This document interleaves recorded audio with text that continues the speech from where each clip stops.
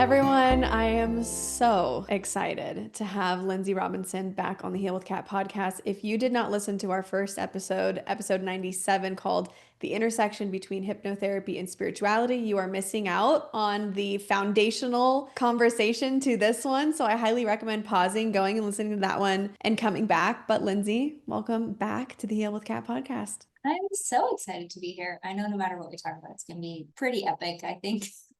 I think we just kind of like let things flow. And that's why I think we just hit it off so quickly because it was like we were both in the flow. We just dropped in like so effortlessly. Yeah. Even today, being as chaotic, they don't know, but we did a lot of work to get here today, guys. So it's going to be even better. Mercury in retrograde shadow. We're in the post shadow. So I'm not surprised that there's, still things going on. At one point, I was looking up to the heavens for some help and we figured it out. We sure did. We got our help and now we're ready to go. So yes, I'm excited. I can't wait. I know it's gonna be great. We were saying before we started recording that we've only met each other once, but it was so effortless and fun. It wasn't even like meeting you, it was like remembering you. It was like I knew you were gonna say that because that's what I was gonna say. Yeah, it was like a remembering. It was like, oh my God, yeah, I've known this person forever and we're just like getting to hang out again. Yeah, totally. I'm obsessed with you. Let's go. It's so cool. Mutual is the right word. And for those who are listening who maybe want to stay in this conversation, and we'll go listen to episode number 97 at another time, what we talked about last time was blending intuition with hypnotherapy. So really talking about that fine line between the physical and the spiritual, which this podcast is all about. That wasn't me this time. My dogs are barking. I'm just glad it wasn't my cat. Literally the antithesis of my existence sometimes. I can't hear a thing if it helps. Okay, that's good. So if anyone is listening and they're going to cue our last episode together for another time, if you want like the lowdown on what it was, we talked about blending intuition with hypnotherapy and the subconscious. So really teetering that line between the physical and the spiritual, which this podcast is all about. We talked about a mutual love for ancestral healing and then empowerment through awareness with breaking patterns, understanding free will, leveraging subconscious work in a hypnotic state. So that's kind of like a teaser into what we talked about. And from there, not only did I have more questions, but my community had more questions. And then I'm going to kind of like add one more thing to the conversation. But since we've chatted, I've done 3 EMDR intensives, meaning that they were 4 to 5 hours each. I will be having my EMDR therapist on the podcast in a couple of months to talk about all of it. But there's so much that I kept coming back to from our conversation together in terms of that fine line between spirituality and psychology with EMDR that I was like, we just need to talk again and we'll just see what happens. Yes, I'm excited to talk about that because I have seen a little bit of your journey with EMDR, and it's always such a fascinating topic to me. So I would love to weigh in on my zone of expertise if it helps or anything that I can contribute. I'm excited to talk about all of it. Yeah, me too. And I guess what we'll start with is a question that I got from a listener who replied back to an email that when I sent out, Lynnsey Robinson's on my podcast the first time. She replied back and she wanted to talk little bit about future self-visioning work. In your view, and we'll just dive right into it, how can connecting with our future self become a form of ancestral healing? Yeah, so and on the face of it, it sounds like it doesn't, right? Because ancestral work is your ancestors, which is technically the past, and future self is the future. But I definitely don't believe time is a thing. Like the older I get, the more I'm like, it's all, there's a saying around the internet right now. Everybody is saying timey-wimey. And most people don't know where that comes from, but I'm a huge nerd and I do know where that comes from. It's a Doctor Who episode and it's one of my favorite episodes. If you haven't watched Doctor Who, please do. It's so great. But he talks about time as being a great big ball of timey-wimey, wibbly wobbly stuff. And I've never related to anything more. And it's hard to really conceptualize as human beings, but if you were to future vision, or, there's work in hypnotherapy that I do where you step into your future self and you really embody those qualities that you imagine that future self having, so that in your day-to-day life, you can ask yourself questions from that perspective. Well, what would my future self do? How would she handle this? How would she make decisions? How would she or he move throughout their day in a more peaceful, graceful way, if that's what you're trying to be? So it's extremely beneficial, and it stays with you in hypnotherapy in a way that just thinking about it wouldn't. I mean, I think that's the biggest distinction between hypnotherapy and cognitive work, is that it sticks with, it becomes almost a part of you. You can't forget that feeling of, for example, your future self, for example, your inner sanctuary. There's another journey where I take people to their inner sanctuary, inner garden, safe space within themselves, that they know they will be loved and accepted for exactly who they are. And everything in that space is created by them, perfectly for them. And that sticks with them as well. So these are tools that you can take with you forever. Now, when you're talking about future visioning for, in terms of ancestral work, I definitely believe there's a space for improving your well-being and yourself, not only for your descendants, obviously, but healing timelines that you are walking right now. So when you heal the timeline, it's healed. And so therefore it can be very beneficial to ancestral work. This is kind of an aside. I just want to mention it because it's something that I've been really into lately, which is, there's a hypnosis journey that I recently created where you basically go back to something in the past, in this current life, something that you experienced and maybe was sticky or a hard time or difficult, and you go back to that moment as the person you are now, and you're able to either get closure, sever ties if that's what's needed, feel differently about it, reframe it, change the perspective from the perspective then to the perspective now. And without sounding too weird, it's almost like timeline jumping. Okay. So I know you're totally in this vibe with me, but when you are able to do that and go back and shift a past perspective and heal it, you do change the trajectory that you're going in. So I don't know if I've answered the question, but basically, yes, I think that it can be a form of ancestral healing, because when you heal yourself for the future, when you step into that future version of yourself, you are also healing the past in a way that you don't have to really overcome those hurdles again, or maybe you do, but they're different and maybe easier. You know what I mean? Does that make Yeah, and sense? it makes total sense because I have a couple follow-up questions too, but like I think we're just scratching the surface here on this really great question, because I think people have a really hard time understanding the idea of time doesn't exist, where if you heal something Mhm. for yourself, then energetically you heal it for generations behind you. And I feel like for me with ancestral healing, it took a hot second for that to land for me personally. Like, okay, what does that actually mean? And like what am I doing? And what's the purpose of it? And then as soon as I was able to envision what my future self felt like, looked like, what her daily life was, what her dreams were, seeing her doing the things that she loved, then I started to really understand the difference between the life that I'm living versus the life that my ancestors lived. And it makes me think of reincarnation, where if your grandmother, who didn't have the same opportunities as you, chooses to reincarnate back into the family system, holy moly, now you're Mm. understanding the impact. Or if your daughter was to come into this lineage and the opportunities that she would have that your ancestors or even you did not have as a result of the work. And I think that's for me, I'd love to hear more about that connection between the brain and the third eye, in the sense of like, what is that pinnacle point where what we dream up starts to actually become Mm. like the part of our life, like where we start to actually embody it?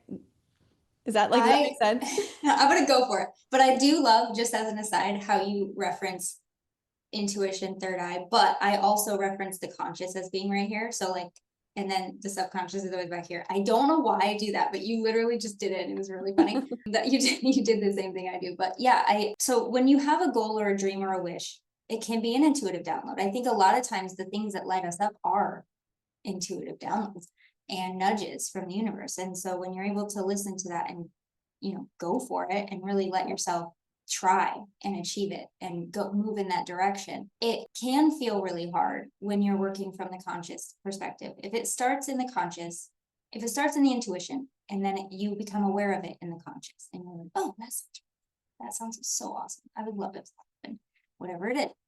And then, as I think I mentioned in the previous episode, but I'll just give a real quick recap, it will check in with your subconscious mind. Well, it's called a critical filter. It's the go-between your conscious and subconscious. And that area of your mind is the barrier between what you've accepted as true, meaning your subconscious, versus new thoughts, ideas, decision-making, willpower, reasoning, that sort of thing. And it will check in, that critical filter or critical mind will check into the subconscious and be like, hey, she wants this. Is this on the list of truths? And the subconscious will either say, it's fine, that'll work. And therefore, you will start to see it happen around you. You know, the universe will bend around you, as I like to say. If there's something in there that doesn't go along with your goal, it'll say a big no. And your subconscious, again, is about 90-95% of your mind power. So it has the final say always, always. If you ever achieve a goal, it's because your subconscious said, yeah, okay, that's cool, that's safe, that's fine. If you are still struggling, it's because there's something that tells your subconscious it's not safe, usually not safe. And so that friction can start to feel like negative self-talk, self-sabotage. It can start to feel like getting really excited, getting discouraged and feeling defeated and then just giving it up, or feeling like it's never going to happen. It can feel like impatience, resistance, lots of ways it can show up. But once it accepts your goal or idea, it will start to happen. And you probably won't notice it, right? Because we're so funny. Humans are so funny. You could be sitting around living the life of your dreams, and until you look up, you'll never notice. When we can actually catalog our progress and catalog all of the things that we've been able to do and all the dreams that we had that are now physical, that we can touch and taste and hear and smell, it's incredible every time. But I think you did mention, like, what's the pinnacle point where it starts to feel automatic? I don't know. I don't know if you do feel it. Sometimes you do, but most of the time it's, you usually, when it's a habit that you're trying to break or something simple, like you just want to move in the world differently, it usually will show up when you come up against the same challenge that you always used to, but instead of automatically going this way, you have a moment where you're like, do I want to do the same thing I've always done, or do I want to start doing it different? And it will feel conscious at first. It will feel like conscious effort until it doesn't. So yes, I talk about hypnotherapy as being automatic manifestation because it is. Once it's true in your subconscious, it will start to happen around you. However, in the beginning, it will feel conscious. Everything is conscious until it becomes subconscious, habits and things that you learn and things like that. So it does start consciously, but eventually it will feel easier. Eventually it will feel automatic and you'll start to do it in your sleep. Exactly who you are right now is mostly subconscious and you don't really even have to try. So well done. Hey everyone, Kat popping in during the episode today to share that I have something so exciting to announce. I just launched a brand new series of meditations on Insight Timer, the world's #1 meditation app with over 31 million users. I'll be releasing 10 new meditations every month now through August. And the best part? They're totally free, including downloading the app. The guided meditations on Insight Timer aren't just about ancestral healing. They're designed to help you understand how inherited patterns, pain, fears, or choices show up in your everyday life, your relationships, your self-worth, parenting experiences, or even your health. Each one gently helps you untangle those threads so you can move forward feeling more grounded, clear, and connected. Just download the Insight Timer app, search my name, Kat Dow, or click the link in the show notes below. Make sure you're subscribed to my email newsletter to get updates every month on the new meditations coming to your phone soon. All right, let's get back to the episode. This brings up something so interesting as I'm sitting here because what you're explaining in terms of continuing to feel blocked on something and then the reason I even did EMDR, I wasn't like on this quest for it. Actually, the girl that does my lymphatic massages, she was like, I did EMDR and brain spotting, and she's like, it changed my life. And that planted a seed in me.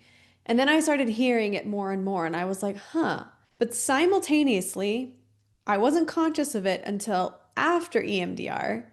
But simultaneously, the OCD that I had was getting really bad, and I was in such denial about it. And I have not just like rumination OCD, I like touch the corners of things and I like touch the edges of things for like self-soothing.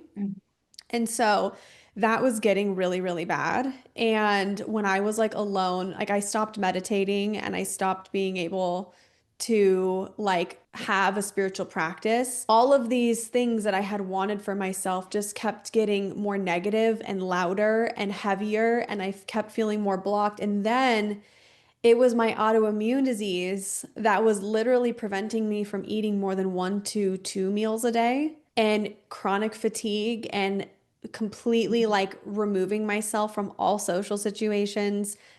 The anxiety was so bad, just like so much paranoia, that it's like the timeline of which I found EMDR and then this person told me about it. It just happened to kind of like sync up. And then in the EMDR session, I don't want to give too much away because I'm going to talk about it later. And I'm also still processing a lot of it now. But like, I was brought into these memories where I was shown why my OCD developed and how it was developed and why it's been such a strong survival and coping mechanism for me. And so my question for you in saying all of that is, does hypnotherapy and EMDR work similarly? Because what you're describing sounds like what I sort of went through with EMDR, where we went into the subconscious, the mushrooms took away any block that would ever try to protect me, and then the holding the paddles and letting myself feel the emotions and letting everything come up was like, I mean, it was just life changing. And it sounds like Mhm. hypnotherapy is similar to that. It is. It's the big distinction. I mean, there's a lot of distinctions between the two, and they're both extremely powerful and valuable. Again, I want to look into not necessarily doing EMDR or practicing it with clients, but I know how life-changing it is. And so for me, something like that is like perks my ears up. I'm like, I'm intrigued. I want to know. What is this? Yeah. So what I do know about it is conscious, right? So you're not actually going into a trance in the way that you would with hypnotherapy. However, there is probably, I would imagine, a light state of floaty feeling because you're in the zone of what you're doing. Just another example of how hypnotherapy and hypnosis and trance-like states are extremely common. And most things that we do, we have to go into a trance in some way. So it definitely makes sense. And then also the eye movements, correct? Like you move your eyes a certain way, which is actually very science-backed and Yeah. very, very powerful for somatic connection, where hypnotherapy is just relax Yeah. and float somewhere else. But this is a very visceral and somatic feeling and physical feeling. So they are very distinct in those ways too. That's what I guess I was asking is like, is the experience with EMDR similar to hypnotherapy? And I guess there was actually, so I'm going to go back on what I said. There was one time that I did EMDR without mushrooms. It was like a 2 hour session. The other two were like 5 out, 4 to 5 hours. And even in that one, with when I wasn't doing the mushrooms and I was just in this process of like reliving these experiences and these feelings, which was so intense, I did not know the difference of time. Like time just Yeah. like Yep. left. And I was Yep. just like, oh, like, and I was in a very hypnotic trance and I was like Yes. in this very like, whoa state. I'll say like what it was that I re-experienced, but I'm not ready to go like fully into it. But I relived my birthing experience in the last one that I did. Wow. And I got stuck in my mom, and I broke out into a full panic attack, and it was like this whole reprocessing thing. And so I don't know what you were saying about hypnotherapy just made me think, gosh, that sounds so similar to EMDR, but you're saying the distinct difference is that EMDR is more intense than hypnotherapy. Absolutely. Okay. 100%. And I do want to just touch on a certain topic that you mentioned, which is you took Mhm. mushroom. Mushrooms. I don't psilocybin. Is that what it's called? Psilocybin, So yeah. psilocybin. Okay. You took something to help you kind of maybe go into that state. And also, I don't know, was it advertised to you as something that would kind of help you through it or remove, as you said, remove the blocks from what you protected you? Yes. So that, okay. So I always tell every person, every client, like, do what's best for you. From the hypnotherapy standpoint, if there is some sort of block or repression or something that you don't remember, we really hold that sacred. And like your body, your mind knows what you're ready to process and what you're maybe not ready to process. And so if somebody, and this has happened many times, prospective clients will come to me and say, can you help me remember some sort of trauma? I think I went through it, but I don't know for sure. And I say, absolutely not. Never, because I learned this from one of my instructors when I was studying, and they basically called it a fishing expedition. Like, we're not going to go on a fishing expedition into your mind. Like, we are going to take you as you are today and treat your symptoms. If in your case, if you're having symptoms of really intense OCD, then that's what we work on. We don't necessarily always need to go and figure out why, unless the symptomatic approach doesn't work. Now, again, there are certain people that are really warriors on this earth, and they're like, no, I want to know, I want to see it, I can handle it, which I would say, well, you don't really know if you can handle it until you actually get in there, but okay. And then also, again, if you feel like it's something that you want to do, you can do it. Now, to answer the question, the distinction again between hypnotherapy and something like that would be, it's never going to be my first approach to be like, let's go relive something, because I have capital T trauma that if somebody said to me, like, let's go relive it, I'd be like, are you out of your mind? Absolutely not. And everybody's different. Maybe that is exactly what you needed. And with hypnotherapy, again, there are ways, without necessarily the super intense reliving it approach, that we could figure out why from a more spiritual, like, I'm going to just say what I do. So in hypnotherapy, if someone said, I have really bad OCD and I don't know why, can we just figure out why? I would probably say, okay, we can figure out why without reliving it. We can bring in a spirit guide, we can bring in a higher self, a higher wisdom, and get the download rather than walking through it through the eyes, because that can be really intense for a lot of people, as I'm sure you know. So there are different ways. There are beautiful ways, different ways in every practice and every technique to get similar or the same results. So whatever the person decides to do is completely up to them and their journey. I'm fascinated by your journey and I want to know more. But from somebody doing the work, I would probably say, like, I'm not doing that in hypnotherapy, but there are ways to do it with going other routes, if that makes sense. It does. And I guess what I should say for the listener too, if you're trying to figure out, well, I resonate with some of this, like here's what the listener should know. And for you too, like I did the past life regression. I did the hypnotherapy. I've done 3 different sessions. I've tried the apps that have the hypnotherapy on them. I really did explore every avenue that I could explore. I did subconscious reprogramming. I've done FCT up the wazoo. I felt like I had really truly done it all. And that's why I think when I kept hearing EMDR in my sphere and then I was experiencing this thing, then I was ready for it. But here's the interesting thing that you said as well. When I was preparing to ask my ex-husband for a separation 7, 8 years ago, the therapist that I was working with at the time was trying to help me with some of my trauma around relationships and connection, attachment. And I was 24, no. I was 26, 27. We tried to do EMDR. That shit did not work for me. I was not in a place to be doing EMDR. Not to her fault. She was just doing what she saw was an opportunity. It was my body that literally said, nope, we're not doing this. I literally did not even have an emotional reaction to it. It was so repressed. So to your point, there is a modality for every step of the journey.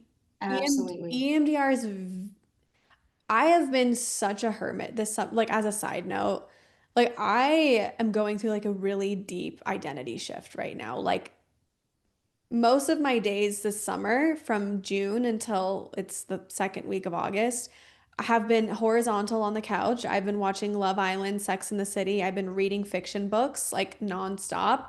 And Okay, we need to talk about all this because I'm in the same boat and I've been doing the same things. You watch Love Island too? I love Me I too. And what are you reading? Is it Avatar?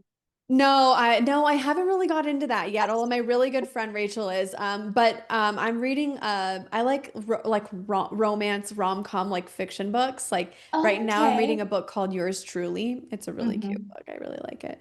Aw. Um but yeah, so like anyways, I kind of got off on a tangent with it, but There's a modality for every step of the journey. And exactly, that is amen. the perfect way to put it. The fact that you had no reaction the first time you did it, you recognize that you didn't force it. And thank goodness nobody tried to force you to do it anyway, because, and it's the same with hypnotherapy. If someone came to me and said, my wife wants me to come and figure out my stuff, I'd be like, come back when you want to figure out your stuff, because it will not work. It's a waste of your time. If you're not ready or open to be available for the work to be done, then it's not helping anybody. And I cannot hypnotize you against your will. That's brainwashing. it's not, Yeah, it's not a thing. what do you think of those videos on like TikTok or Instagram where people accidentally get hypnotized in the audience? Is that like a real thing or is that not? So you're talking like stage hypnosis? Yeah. Okay, so real quick before we get into that, you talked about TikTok, like hypnosis on TikTok, and I thought you were talking about the people that are like, I'm gonna activate your money magnet in Yeah, 30 I've seen seconds, that. and they literally go on to put someone in hypnosis. That to me is a huge red flag. And I'm not trying to crap on anyone who does this work, but you need to Cookie. let them know that that's what they're doing. Otherwise, it's very weird. Like Yeah. to just hypnotize somebody when they're not even ready for it. But to move to the stage hypnotism, that is actually, here's what's happening. So if I wanted to, and I don't, never will, never want to, won't do it. If I wanted to become a stage hypnotist, I could be very good at it, because as somebody who knows this work so well, I know who to look for in the audience.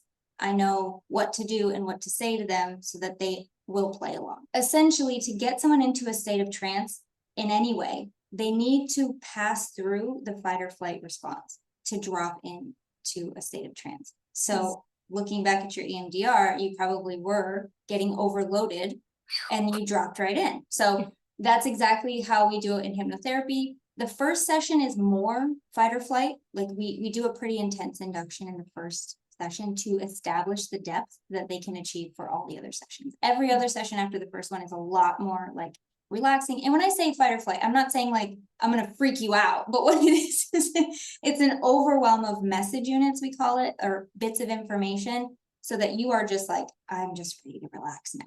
And So that's they kind of like how I do it. manipulate your brain to like overload you, so then your body Well, goes into like, oh shit, I have to like calm in down. the biggest distinction between hypnotherapy, clinical hypnotherapy, and stage hypnotism is rapport and the trusting the other person. I would never do a shock induction, which is what stage hypnotists do, to one of my clients because it's very like, I don't know if It is I can trust you now. manipulative.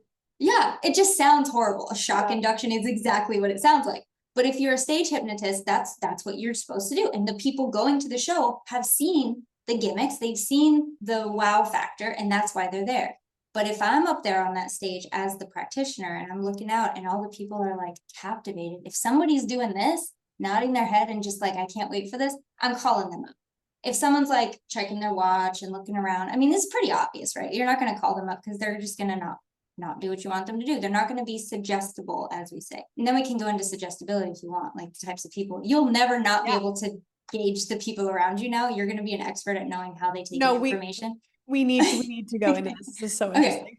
But then, okay, so just to close out the stage hypnotism thing, once you're up on stage as a person from the audience, you know, you're looking out, so they're looking at you, you're looking out at the audience, you're getting nervous, you're like, oh gosh, this is gonna happen, something's gonna happen, right? You're already feeling anxious and you're not even there. I'm feeling anxious and I'm not there, but that's what they want. They want you to feel that fight or flight. And so when they say, when I count from 3 down to 0, you're gonna go 5, 4, 3, 2, 1, 0, and they like shake your hand really hard or they drop your head down. That's a shock induction. And 9 times out of 10, 99.999% of the time, you're going to just go along with it, because how stupid would you look if you didn't, right? Yeah. A, and then B, yeah, a little bit. You got shocked into hypnosis, but you knew you did have consent. You did give consent when you came up on the stage. So your body and mind were ready for it to happen. It wasn't as if like anyone's forcing you. Again, no one can hypnotize you against your will, ever, ever, ever, ever. I really want to make that clear, because there's so much nonsense out there about like, I robbed a bank because I was hypnotized. No, you didn't. You robbed a bank because you wanted to. I can never make anyone go against their core morals, beliefs, ideas, and I'm really good at my job. The best hypnotherapist in the world can never make you go against who you truly are as a person. All they can help you do is embody the person you know you're meant to be by releasing habits, old, outdated stories, limiting beliefs, that sort of thing. So it's your story. We're just helping you achieve it. So if you robbed a bank saying you were hypnotized, I don't Okay. know, man. No, no, this leads me to another question. Then I want to talk about susceptibility, because like I really want to talk about how much the brain subconsciously or unconsciously like runs our lives. But Yeah, if I were a smoker and yeah, I've struggled with smoking, let's just say since I was a teenager, and I really, it's like a part of my identity. I do it every day. It's a habitual thing. I'm addicted to it. I can't stop it. And let's just say that I have some really convoluted beliefs around my identity with smoking, okay? And I go to a hypnotist and I go into the room and I do all the things. and the hypnotist tries to put me under and I don't get there? Is it because that I truly don't want to stop smoking and that free will, there's like multiple parts of me showing up? Like there's a part of me that kind of wants help, and there's also a part of me that doesn't want to stop smoking, but then there's also a part of me that thinks I should. Like, Yeah. take us through that. Oh, there's so much I want to say about this. Hold on, where do I start? Because I want to say there's people that I've known that have done hypnotherapy, and It's usually for smoking no, it's not. or It's for weight many control. different things. It's mostly for money, if I'm being honest. But Mm, like, you don't see a change. Like yeah, they're still saying the same things. They're still doing the same things. So like, and they usually yeah. blame the hypnotist. And I'm like, okay, Well, well, okay. maybe. I don't know. let me let me say, let me so it's interesting you say smoking because that's one of the only things that we could do in one session. Like that's the one of the easiest things to fix Okay. or to shift is smoking. If with the caveat that if the person really wants to do it. But if they're having trouble achieving the state, I mean, here's the thing. I've been doing this a long time and I've never had someone not go into state. But to be fair, everyone that comes to me is ready or at least skeptically hopeful, if that makes sense. Yeah. At least the door's cracked a little bit to hope. And Yeah. that's all I need. That's all I need. There's never, I've never ever had a client, even in my clinical days when I was studying and doing free sessions, I've never had a client not feel something. Okay. And that just, I mean, everyone can be hypnotized. Everybody goes in every day. It's if you are very conscious or you feel very conscious throughout the whole session, it's usually because you don't feel good with the hypnotherapist. You don't have rapport. You don't really trust them. It could be resistance, but resistance happens even if you are ready. Resistance is not usually going to be the thing that stops you from achieving your goal. Resistance, once you've started hypnotherapy, is actually seen as a good thing because the brain or the subconscious actually recognizes that something's happening. And so it's trying everything it knows how to do to keep you where you are because it loves you and it wants to keep you alive and keep you safe in the box that you're in. So resistance is usually seen as a good thing. Now, if you are, I mean, the reason I made a face when you said blame the hypnotherapist is because the person that's going to blame the hypnotherapist didn't like the hypnotherapist to begin with anyway. And that's not necessarily their fault. It could have just been a bad match. That happens. Not everybody's perfect for everybody else. It's very important as somebody in this work have to feel that good connection. Anyone who's hiring a hypnotherapist or really any professional, please feel into the vibes. Please trust yourself to know if you like this person or if there's something a little off, not necessarily bad, but just off. It's going to hinder your progress 100%. I understand that it sounds like I'm just the best and everybody likes me. And that's not, I'm sure that's not true. I've been very fortunate that everybody that's come to me has seen very good progress because I'd like to think that I put their needs, their story, their journey first, and I'm just the one holding the flashlight. So I don't really know. It's different for everybody, but I would say resistance, probably not. It is a thing for sure, but it's usually something we can work through if the client is open and if they feel good in the environment that they're in. Yeah, I just wondered if people are so identified with their own story. You know, what I love about Dr. Gabor Mate is that he says that I was trauma, just looking at that book today. It's really? literally right there. And I was like, oh, yeah, I haven't picked that book up in a while. I gotta read that. Oh, I'm doing his compassionate inquiry course right now, and I've been doing a lot of his work while Mm-hmm. processing my EMDR stuff because there's a lot of changes that I'm going through as a person and as a facilitator. I'm But so excited for you. Is that weird? thanks, it's gonna be a lot, but I'm excited. Yeah, yeah. Thank you. I think. It just evolution itself is so fun. Mm-hmm. But one of the things that he says that I love is that trauma is the story you tell yourself about how you interpreted what happened. Like two people can Yes. go through similar traumas and have completely different experiences with it.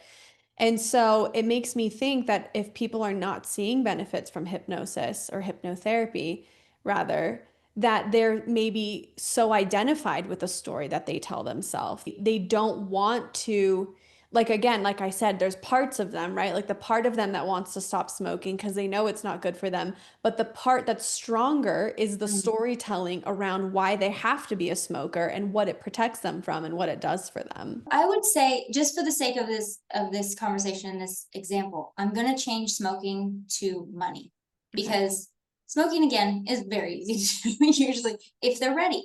And the other thing I want to say is if they're so identified with their story, they probably won't show up. Like it does take a certain type of person to be like, I'm ready to change this. I know, at least hopefully, I have hope that it could be different. And I know that I want this for myself. Now, money is the tricky one. And this is a good example because you could be so open, so ready. And unless you're changing your relationship to money, really changing it, the energy around what you view money as, what you think money thinks of you, that's a hypnosis that I do. It's really fun. Is we go into this journey where you actually speak to a symbol of money, and money tells you how it feels about you, what it knows about how you feel about it, and how can I have more of you, that sort of thing.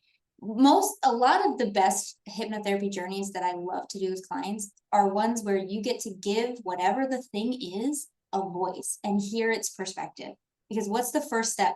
Understanding, right? Always understanding. And most of the time when they come out of this journey, they're like, I cannot believe that money's been protecting me the whole time. I cannot believe that money just wants to be with me. Why am I thinking of it as like something scary, which is not your fault? Let me just be clear. No matter what your beliefs about money or really anything are, it's not something to judge yourself over. It's not something to should on yourself about. Something to, keep yourself in that small box. It's something to notice, and it's something to even have hope can be different. If you even have a little hope that it can be different, you've already done a lot of the work. And recognizing that most of the time, money's responding to your vibe, always. It's a game changer. And so when you find a penny on the ground, it's the same energetic frequency as $100 bill. What are you going to do with that penny? Thank you so much for showing up into my life. More, please. Thank you. More, please. It's my favorite thing to say. Thank you. More, please. Thank you. More, please. And it just feels better. Once you start to feel better about money, watch what happens. It's incredible almost every time. You know what's so interesting? I don't think I answered your question, but that needed to be said. You did. You did. And also, I trust wherever this conversation is going right now because we're in a flow. I was just having a conversation with someone like 2 days ago, and we were talking about money and our money stories. And in 80%, I'm going to say, just to be conservative, 80% of the family constellations that I do around money and abundance, when people say there's not enough money, what I have found, this is not true for everyone, but what I have found is that most people are actually saying there's not enough love or connection for me. And I don't know how to trust that money will always come because I don't know how to trust that connection and love will always come. Yeah. Like the first 7 years of our life are so vulnerable. How we learn to view the world is all formed in the first 7 years of life. And so if we start to believe that there's not enough love or connection, well, then there's never going to be enough of anything else. Yeah. That scarcity mindset. And for people who grew up in emotionally unpredictable homes or inherited scarcity mindsets around things that they saw or experienced, or especially like immigrant families, what kinds of subconscious blocks tend to show up when they try to expand? Like it can be within money, but it could also be with Well, love or visibility.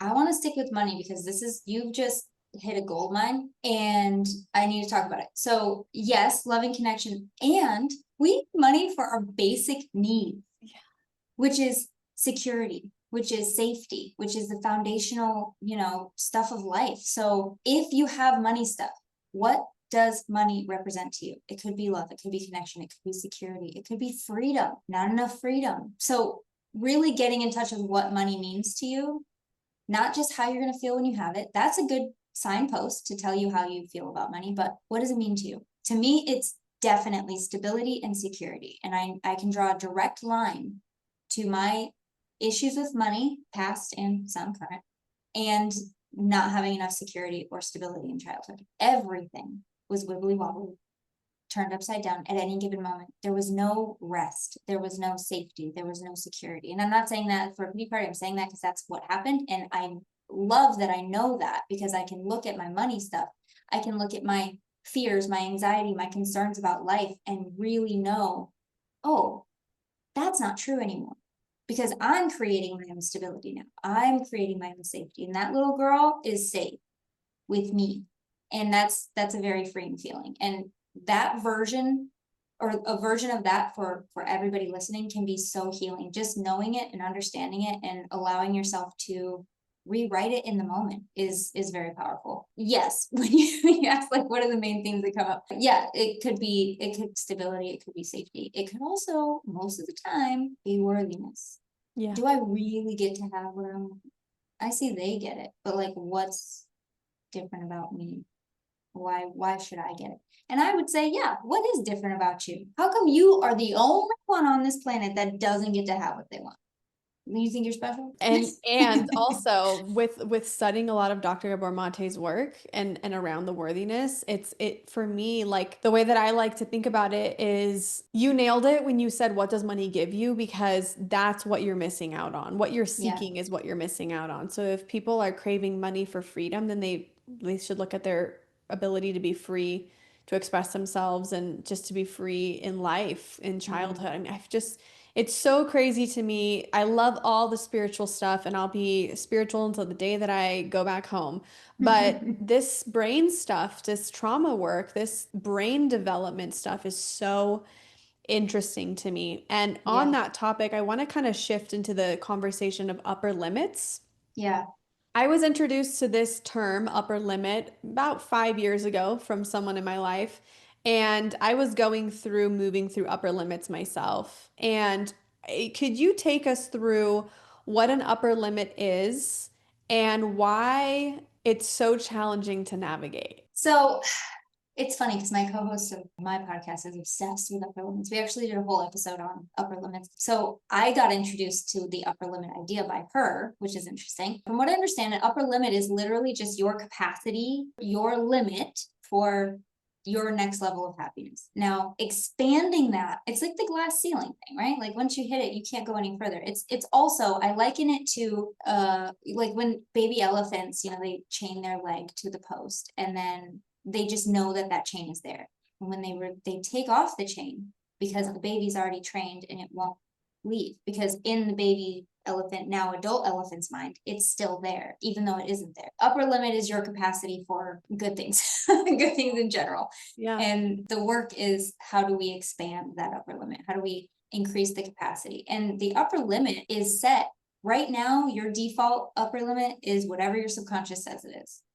It's that slight discomfort, but excitement. But anything too big seems like the Grand Canyon and you're not going to do it. It's hard because there's so many different examples that I don't know which one to pick. But basically everybody just take a look and just think of a number of too much money. Like if I had that much, that's too much. That's too much. Like overwhelmed. Overwhelmed, never going to spend it, scared, not excited, just scared. Like, usually it's probably in the multi-million zone. But for me, it'd be anything past like 500K. I don't want anything beyond that. That's so much money. I don't think we realize how much money that is for just a normal person to have. Yeah. Like it's a lot. I'm good. Would I like a million? I guess, but it's not something that excites me really. It'd just be something that's a default natural next step. But think of a number, whatever number is like too much, too scary, that's beyond your upper limit. But the number that gives you, it's almost like it is reachable, but still seems improbable, but not impossible. I think that's how I'm defining upper limit. It's your capacity for more, your capacity for goody things. Now, what I was going to say is it is set by the subconscious. Again, anything outside of the perimeters that you have set on purpose and by accident, let me be clear, we're not responsible for what our subconscious has taken in. It has a mind of its own. Get it? Literally has a mind of its own, and it will just pick up stuff that it thinks will keep you alive and safe. Even things that have an expiration date. It does not know expiration dates. It does not know fact from fiction or fantasy from reality. So if it knows something is true, it's true forever until you can go in and be like, you know what? Actually, that's not true. This is what's safe for us now. This is what's natural for us now. It in a state like where it's receptive. So like in a hypnotherapeutic state, it will receive that and take it in as true so that your upper limit then expands. Hmm. And your upper limit, what I'm hearing you say is that it shifts constantly. It can, and it should, I think. Yeah, if you're alive, it's probably shifting. if you're functioning in the world, you probably have days where it's bigger than the next day. But I think that's okay. I think it's normal, and I think that we really need to. Maybe it's just me. Maybe I spent a lot of my life expecting so much from myself that I really am vocal lately about just being where you're at. Please be compassionate with where you're at. Please hold space for your feelings, process them in a way that feels good to you. And also, no one else knows what they're doing either. So you can let go of that perfectionism. I have to say, I grew up around a lot of entrepreneurs and a lot of people who were well off, and I always thought that they had it all figured out, and all I had to do was just get to that place. And then I became an adult, and I heard the stories of what was actually going on in their lives, and I got Yeah. to experience them as adults, and I was like, these people have no fucking clue what they're No, doing. But no. also, if you're constantly reaching for more, and nothing is ever good enough. What Mm, an opportunity to go into that because it mm. is true. There is this idea, I think, I don't remember who told me this, but there's this like concept or this statistic, I don't know the right way to call it, but like most humans don't need above a certain amount of money. Everything above, I think it might be 500,000. I don't remember what it is. I have to find it. Like There's to like a, function and have a decent life. yeah, Yeah. like you don't need anything more than like the certain number. And I apologize to the listener that I don't remember the number right now, but like anything above that is just like extra, you know? Excess. Yeah. It's excess. And so, yeah, it is opening up such a bigger conversation around like our basic needs and stuff. Yeah. But I want to take us back for a second because I Let's go. remembered while you were talking, I want to talk about susceptibility because we didn't get Oh, into yeah. it, and I really, really want to touch on it. Okay, so the idea of, well, it's suggestibility. So your Suggest. ability to be suggestible to suggestions. Oh gosh, there must be a better way to say that. I'll think of it. Basically, you break the world down into two categories. This is very general. Everybody, no one is 100% of anything. We are all beautiful mixes of both of these types, but this is a very general, very well broken down system. So basically the first half, I'm just say 50-50, the first half of the population is literal, meaning they take everything at face value. They take in at face value. They don't need a lot of details. Just tell me what to do and I'll do it. They are the types of people that I can put into hypnosis by saying, you're feeling relaxed or your body's getting heavier, that sort of thing. And they're just like, okay, it is. And we all have those people in our lives, the ones that cry all the time at movies, not cry all the time. Crying is good. I don't want to be flippant about crying. It's great. But they cry at movies. They wear their heart on their sleeve. They're usually pretty gregarious and outgoing. Those are the types of people that don't need a lot of detail, but will give you every single detail leading up to the point so that you can understand what they're trying to say completely. And then the other half, the other side is the inferential. So they infer a lot. They need a lot of detail. They need a lot of information in order to figure it out. They need to know why. You can't just tell me to relax. What else are you going to do? So for them, I would say allow a feeling of calm and peace to enter the body. That is something they can get on board with because they have to think about it. And they're also usually the people that overthink. They're usually the people that don't speak in a lot of detail. They just give the information that is requested. So it's input opposite output. And again, very general. Yeah. Very general. There Because are I feel like all, I'm both. It depends on yeah, who I'm we with. are. We're Yeah. all both. Yeah. I happen to be, I have a whole questionnaire that I ask my clients because big part of my job is learning how you take in information. Can you imagine if I didn't know that and I just try to hypnotize you? And we wonder why sometimes it doesn't work too. That's another thing. Did the hypnotherapist know suggestibility? I worked at the institute that I studied at for 5 years. And I would be talking to prospective students who would ask me questions about the institute. Well, I studied here. How's it different? And blah, blah, blah. And they go through the first free course, which is all about suggestibility and the basics of hypnosis and hypnotherapy. And 9 times out of 10, I know that's a big number, but it's true. They would say, I've never learned suggestibility and I have a credential from so-and-so national whatever. And it blew my mind. I don't have any other training besides this one. So to hear other people's experiences, not learning the basic free course that we give away, because everybody needs to know this, is just mind-blowing to me. So suggestibility is the basic idea of how you take information to your subconscious. What is your subconscious listening for to be able to do this work and have success doing it? So that is like the first thing I do in the first session is learn how you take in information. Again, half literal, half inferential. I happen to be 53% literal, 47% inferential. And it does get that detailed with all these questions that I ask. I am in the middle. Usually people in the middle, and you probably are too, are people who work very well with people. They are understood by a lot of people, and also they understand a lot of people. So you can kind of flip back and forth at will. Some people are very high on the inferential, and you probably have an idea of who those people are in your just play this game. Honestly, find anyone in your life and just observe them for a minute and be like, oh, I bet they're more on this side. Or, and again, we're all both, but there's gonna be one side that feels most dominant. There's Yeah. gonna be one side where you feel most natural. Now, I may score on the literal gregarious side, but I'm telling you what, I am an introvert at heart, and I am an overthinker at heart. And so it is interesting when I have a score like that, because it doesn't feel like me at my core, but it definitely feels like me when I'm talking to friends, or when I have to turn it on. It's very easy to do so, but then I need like a nap, you know, I need Yeah. like retreat. Well, I can imagine too that like people listening might be like, well, where should I be? And it's like, is it really about that? It's Oh just gosh, who you are. no, there's definitely no right or wrong way to be. It's quite literally just how you're wired and how you walk through the world. So the whole point of knowing this from a professional side is obviously to be able to help you in the best way that I can. But from a personal side, how can you understand those around you better? How can you hold space for how they're wired? Maybe they didn't mean anything by it, introvert. Maybe they didn't mean anything. Maybe you don't need to dig deeper into the deeper meaning of what they said. Maybe they just said it. You know what I mean? Like, it just adds another layer of understanding and compassion for people. And it's definitely helped my husband and I in communication, because we're both in the middle.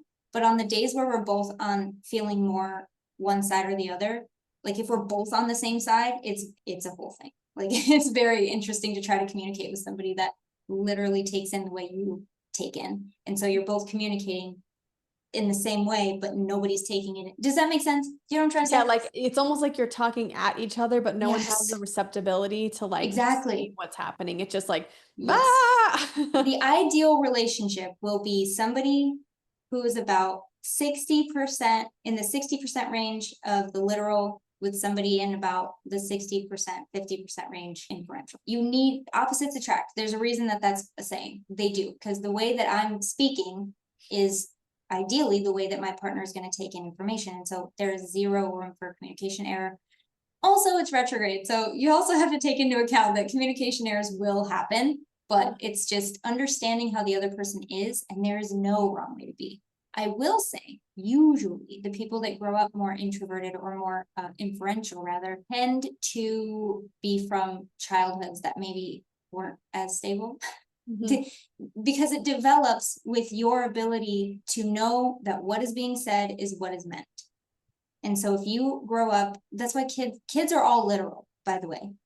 All the way up until like 7 to 9, when the age range was actually perfect in my work, that's the number 2. From that up until that point, and then they develop, oh, well, mom said this, but she didn't do it. Or she said I was going to get in trouble, and then nothing happened. So you learn not to trust what is being said. Almost, yeah, you learn that you kind of have to look for a deeper meaning. You kind of have to figure out what's going on around you, because what you're being given is not congruent, right? Yeah. So yes, there could be some sort of connotation that people on that side maybe have bad childhoods, but that's again a very big leap, and everybody's different, and it's just one of the correlations that we found, but not necessarily causation. It's just Yeah. a similarity that we found.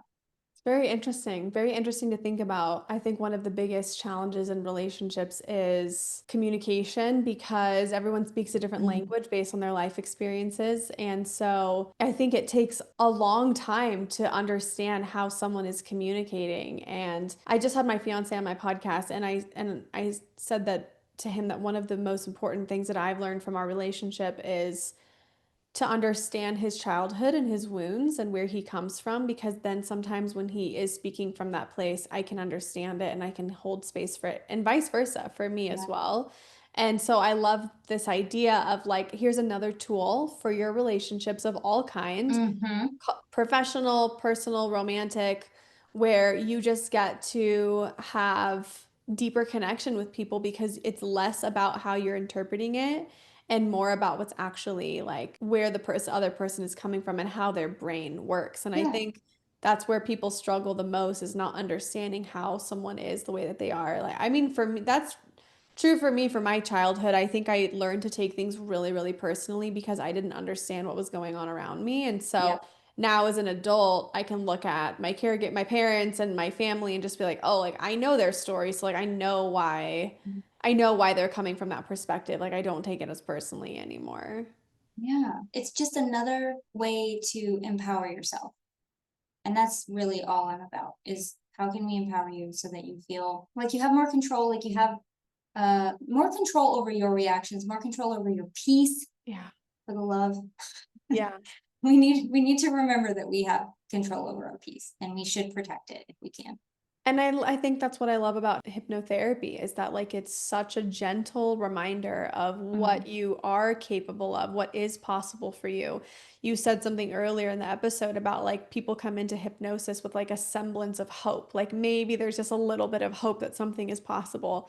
And then hypnotherapy says, and it is possible, like, and yeah. show you that it is. And it is interesting to think about for myself, just I'm like speaking out loud, but I did a past life regression about 2 years ago with someone here in Denver, and the woman was great You on have said paper. this twice in this episode now. I'm gonna take it as a challenge. You need to work with me. Yeah, no, I was gonna say there was something about her that felt, the truth is it wasn't as powerful as the first one I did with my friend Dana, because Dana and we just had a mutual understanding that I was in this very interesting place in my spiritual journey where I was open to everything, for better or for worse. And Mm, I was just gonna channel and express anything that was gonna come out of me. Whereas this woman that I was with in Denver, I didn't feel like she understood that I could speak to crossover loved ones or that I was as spiritual as I was.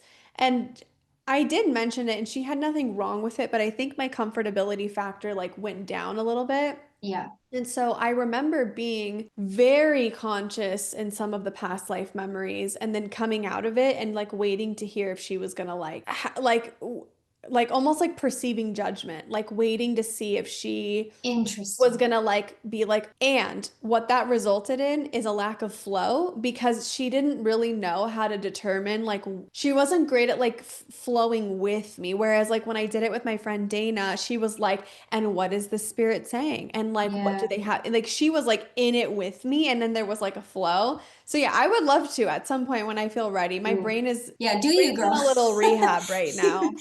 Hold space, but But you know what? What I'm I'm really here. interested in is hypnotherapy for birthing.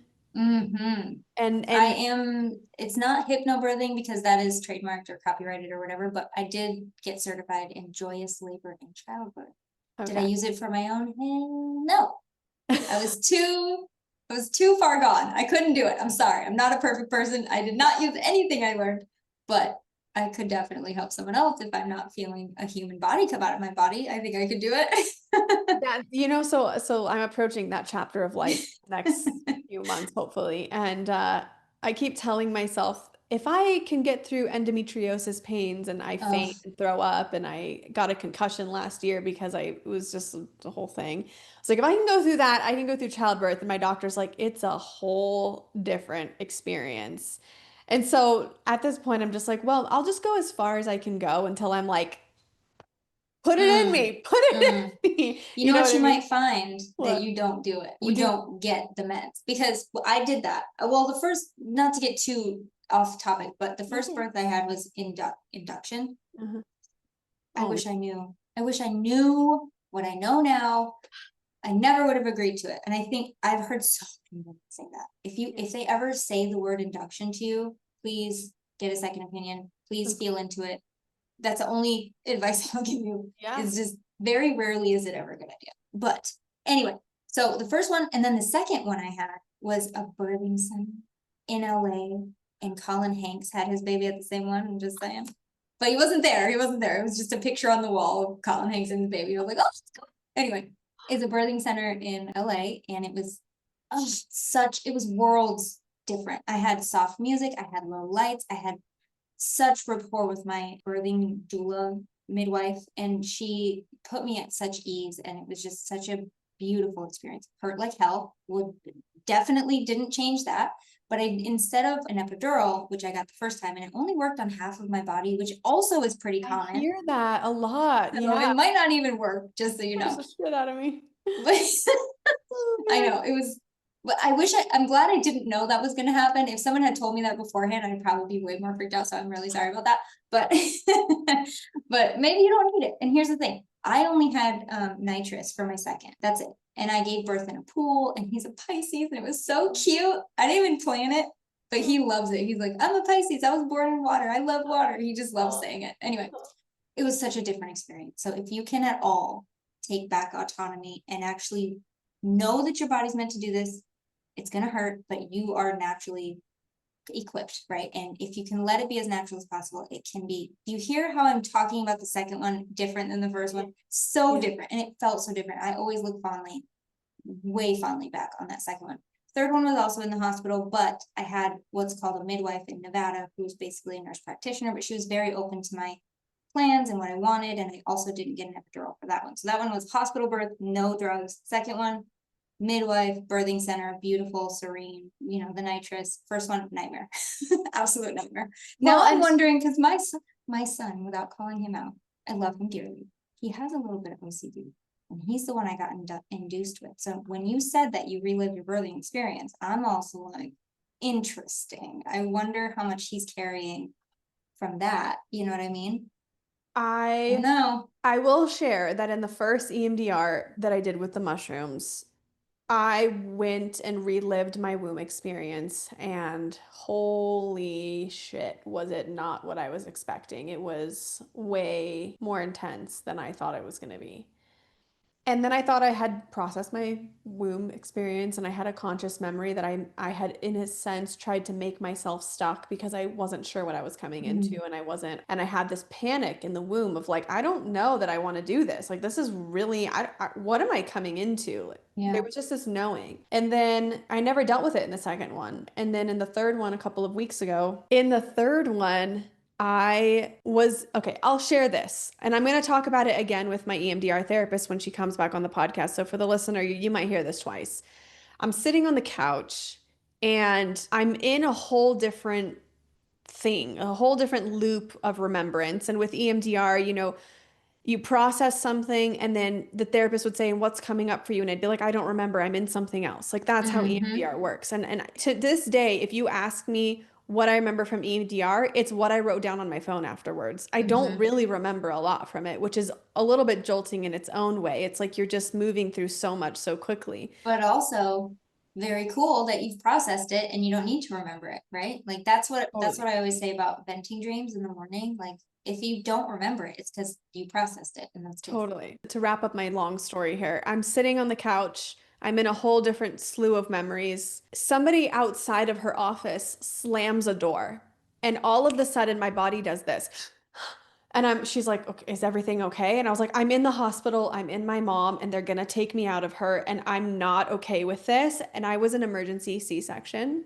Oh, wow. And I went from, I'm not okay with this. I'm scared. I don't know what's going on. I've just spent 9 months in this little womb, and all of a sudden, everything, there's loud noises, and there's people talking, and this door slams, and Earth is starting to become more clear. And I go into a full-blown panic attack, full hyperventilating, sobbing, crying. I was squeezing my hands so tight that my Mm. nails were dug into my hands for like the entire day afterwards. I had Anyone like who's ever had a panic attack knows that feeling so well. and then The I come clenching. and then I come out of it and I'm like, I look at my therapist and she's like, whoa, that was a lot. And I was like, what the fuck was that? And she's like, you just relived your birth experience. Mm. And so I told myself that no matter what kind of birth that I have, I want my Mm. kids to do EMDR or some kind of like craniosacral. Well, yes, craniosacral definitely. And you know what Yeah. else you need to do? What? How many times before you were born do you think your mom said, okay, baby, it's going to be time soon. I can't wait to see you. It's going to be fine. You're going to be so safe. It's going to be really loud, but Zero. you are safe. And what do you think that could do? Because I think when we come into this world, we're still spirit.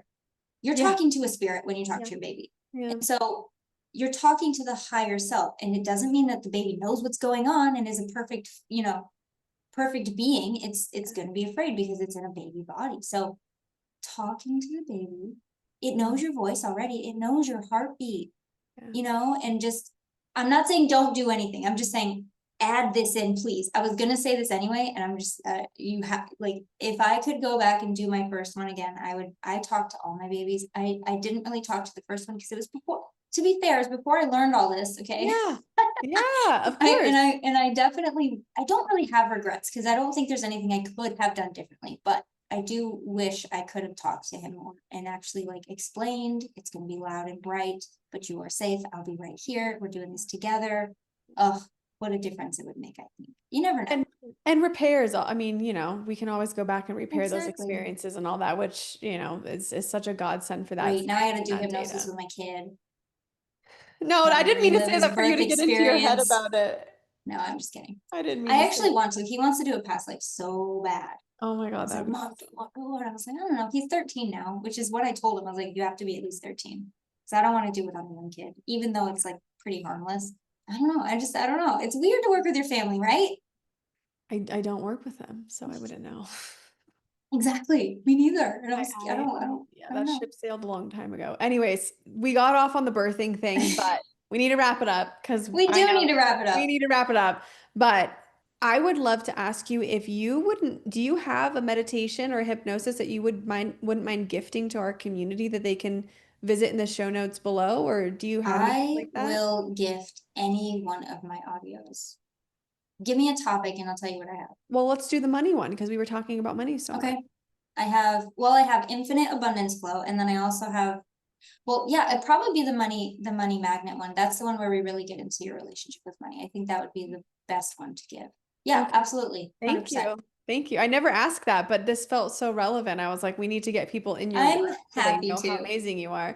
So, guys, you know what to do. Show notes give you all the information on how to connect with Lynnsey, but Lynnsey, just leave us with a little something of where people can find you.